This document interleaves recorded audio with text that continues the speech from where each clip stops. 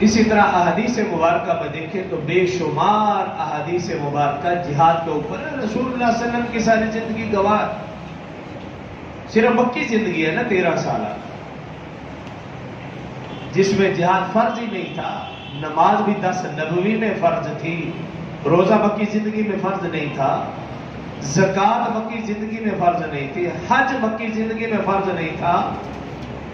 ساری کی ساری عبادات کی فرضیت کا حکم مدنی زندگی، اور پوری کی پوری مدنی زندگی اس بات کی گواہ ہے کہ رسول اللہ صلی اللہ علیہ وسلم نے جہاد ہی کیا۔ لیکن جہاد کے لیے پہلے تبلیغ شرط ہے، تبلیغ جہاد کے لیے بنیاد ہے، کیونکہ جب بھی رسول اللہ صلی اللہ علیہ وسلم صحابہ کرام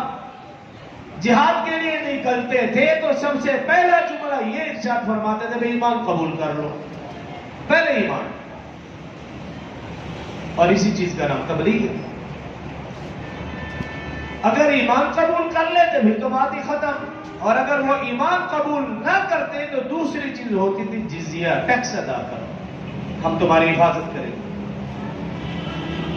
اگر وہ اس کا بھی انکار کرتے تو تیسرے نمبر پر پھر قتال، ایمان، جزیہ، قتال، یہ ترتیب ہوتی تھی۔ لیکن تبلیغ اور جہاد یہ لازم و ملزوم اکٹھے تھے۔